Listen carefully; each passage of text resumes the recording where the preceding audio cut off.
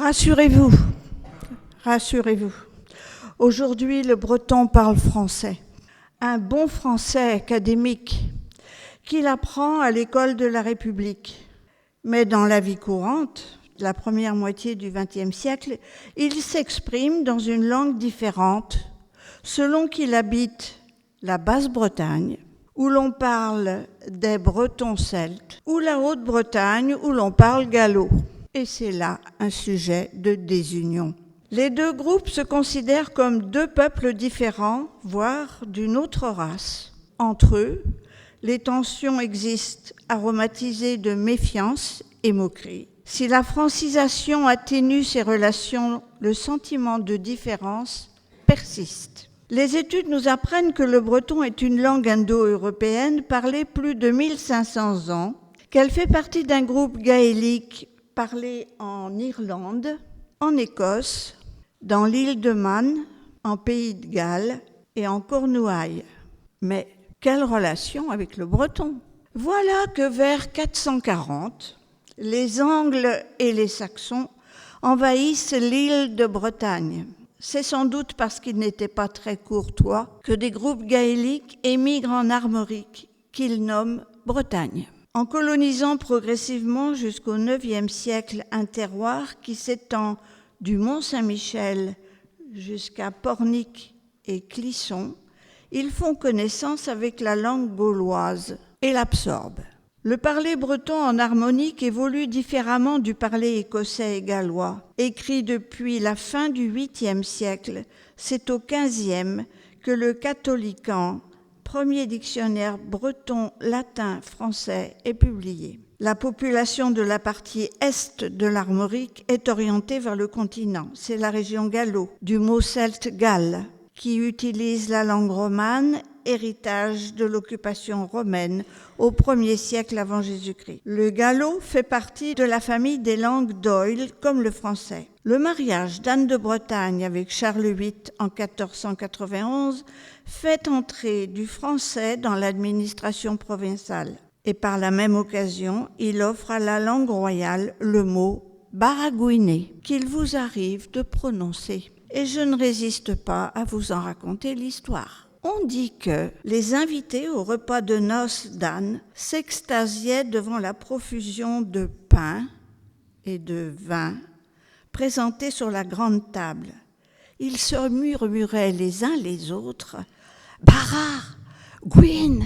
Vous entendez baragouine. C'est aussi la première chose que réclamaient les soldats bretons dans les tavernes pendant la guerre de 1870. Si vous portez des bijoux, vous parlez breton.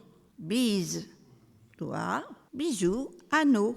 Avec l'évolution, ça devient bijou. En 1750, un monsieur Ménage, dans son dictionnaire étymologique de la langue française, pense qu'il faut rapprocher baragouiner de barbaracus, parler barbare, de manière incompréhensible. Les Bretons le laissent à ces affirmations et gardent la leur. En 1539, François Ier signe l'ordonnance de Villers-Cotterêts en imposant le francien comme langue officielle. Cependant, les trois langues cohabitent en Bretagne. La Troisième République déclare la guerre aux langues régionales et Jules Ferry instaure l'école obligatoire partout en France. Le parler régional est interdit, comme partout. En 1902, Émile Comte, président du Conseil et ministre de l'Intérieur, l'interdit aussi à l'Église. Dans les deux Bretagnes, la résistance est tenace, allant jusqu'aux émeutes. Et en 1925, naît le drapeau breton.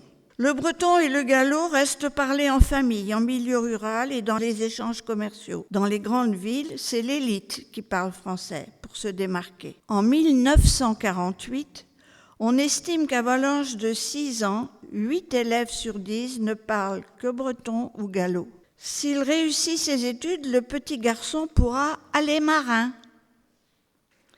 ou aller gendarme. Et si tous les matins il reçoit l'ordre d'envoyer les couleurs, c'est que l'armée française aura récupéré l'expression des Bretons. Et s'il est fonctionnaire, il travaillera sous l'État. La majorité des Bretons va bretoniser le français en créant un parler franco-breton et franco-gallo, auxquels ils sont encore attachés. L'usage de ces deux langues reste sur certains terroirs une connivence locale pour exprimer ce qu'ils estiment que vous n'avez pas besoin d'entendre. Si, au milieu de tout, dans les rues communales de Basse-Bretagne, surpris vous serez certainement qu'un Breton vous demande « Comment que c'est avec toi ?» c'est qu'il s'inquiète de votre santé en vous tutoyant parce que c'est la coutume. Et si vous n'avez pas les codes de compréhension, vous risquez d'être perdu au cours de la conversation.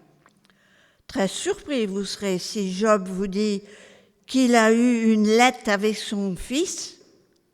En fait, c'est que son fils lui a écrit une lettre. S'il achète un poisson avec un pêcheur pour le repas, le pêcheur ne sera pas présent dans l'assiette. Et parce qu'il est arrivé vieux, il y a des jours où il est au lit avec sa jambe et avec ses rhumatismes. Vous pensez bien que quand il vous dit qu'il a dû rester 8 jours au lit avec le docteur, c'est pas tout à fait ce que vous comprenez. Il pourrait bien vous expliquer qu'il est allé autour de ses patates, mais qu'avec ce qui est tombé Gaste, elles sont parties avec l'eau. Et de la pluie, il y en aura aussi vite parce que le temps est parti pour rester. Peut-être qu'il voudra prolonger la conversation en vous disant « Un coup de chouchen ira avec vous d'abord pour casser la soif. » Et là, on ne peut pas dire. Il aura fait preuve de générosité, ce qui est exceptionnel pour un bigoudin. Et s'il vous voit à marée basse, méfiez-vous. Il est capable de vous faire enfiler 5 verres de rang.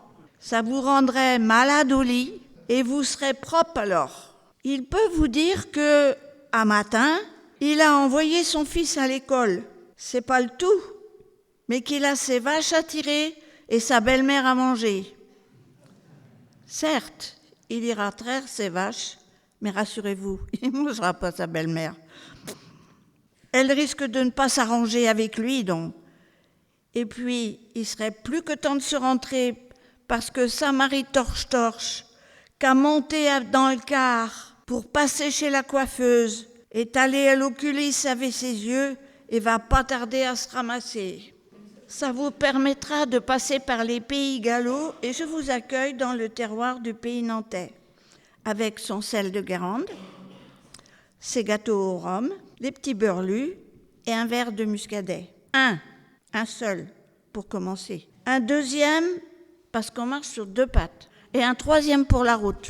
Henriette Walter, professeure émérite de linguistique à l'Université de Rennes, écrit « Nous sommes tous des polyglottes. J'ai passé mon enfance à Bassindre, une petite commune de pêcheurs des bords de Loire et de mer, à 10 km de Nantes, où le parler gallo était bien ancré. Elle avait accueilli différentes populations pour répondre à la demande de main-d'œuvre industrielle dans les usines sidérurgiques du bassin de Loire. Et j'ose une petite confidence. À la maison, jusqu'à l'âge de 6 ans, je parlais bulgare avec mes parents, macédonien quand j'écrivais avec l'alphabet cyrillique à ma tante, et slavon quand je suivais les offices religieux orthodoxes. Le premier choc fut en entrant au CP d'apprendre avec l'aide de l'institutrice le français. En même temps, je me suis imprégnée du gallo local avec mes camarades dans le langage courant. Le deuxième choc fut quand au lycée, élitiste de Nantes, le professeur écrivit en rouge en haut de la copie de la rédaction « Mademoiselle, écrivez en un français correct. Ici, ce n'est pas la campagne. » Et dommage que je n'ai pas gardé le bilan du trimestre où il était noté « Élément irrécupérable ». Handicapé par son bilinguisme. Dans la foulée, j'ai englouti le latin, le grec ancien, l'anglais et puis le russe. Et pour aujourd'hui, vous m'avez demandé de me plonger dans le breton. Des années plus tard, quand j'ai pris dans un autre lycée mon poste d'enseignante en lettres-histoire, nous étions début des années 1970 à Ancenis. Un élève m'a interpellée en disant « Mam, la crèche est sur ma briguette !» Briguette, briguette, braguette. Apparemment, elle ne semblait pas lui poser de soucis. Enquête menée, la braguette est une pochette Madame, il a volé dans ma trousse. Le galop était toujours vivant. Cependant, Nantes est devenue depuis plusieurs années une ville internationale où on entend dans toutes les rues pratiquement toutes les langues du monde. C'est pourquoi il est bon que vous sachiez reconnaître un Nantais du cru, qu'on appellera le Père Jean. D'abord, il va ponctuer ses dires par « Ah ben dame, oui ». « Ah ben dame, forcément pour sûr ». Aujourd'hui, on dirait... Alors, il y en a d'autres qui disent « for sure », mais nous, pour sûr. Bon. Ensuite, il ne prononce pas « a », mais « o ». Il ne dit pas un bras, mais un bras. Pas un chat, mais un chat. Il dira une homme, une enterrement, une cassiette pour une casquette. Son palais est allergique à la prononciation « tre ». Il ne dira pas un mètre, mais un mètre. Peut-être, mais peut-être. Et ou ventiez bien. Donc, Vlatipoc, le Père Jean, ça y a pris comme une envie de gâter de l'eau. Il a amarré sa cravate, attifé sa chemise au poignet du bras, crouillé la porte et pris sa charte pour faire de l'essence parce qu'il avait affaire d'aller à Nantes. Il chouine, parce qu'à cette heure, l'essence est rendue chère. Ça reste d'actualité. Ah ben dame, c'est plus comme dans le temps où tout le monde marchait au moteur à crottin.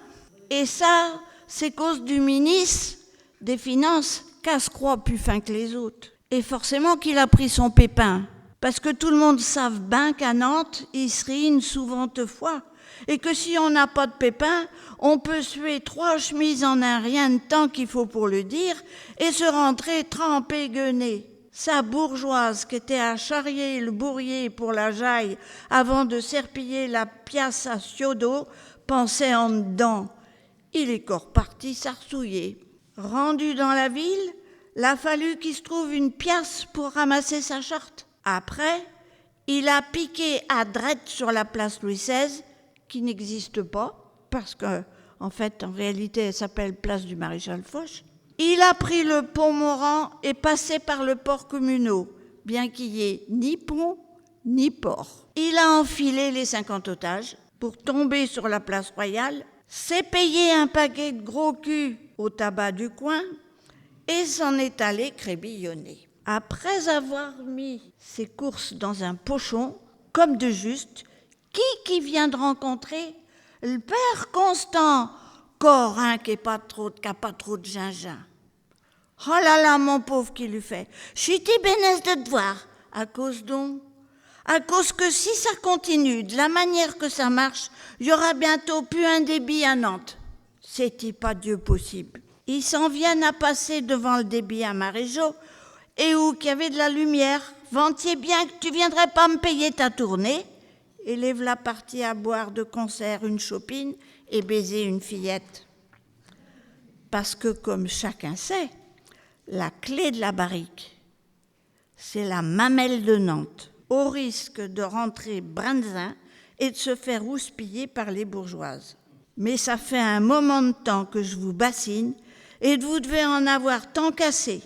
Va falloir que je parte à m'en aller à cause que j'ai de la route derrière. Et je vous dis, à la revoyure.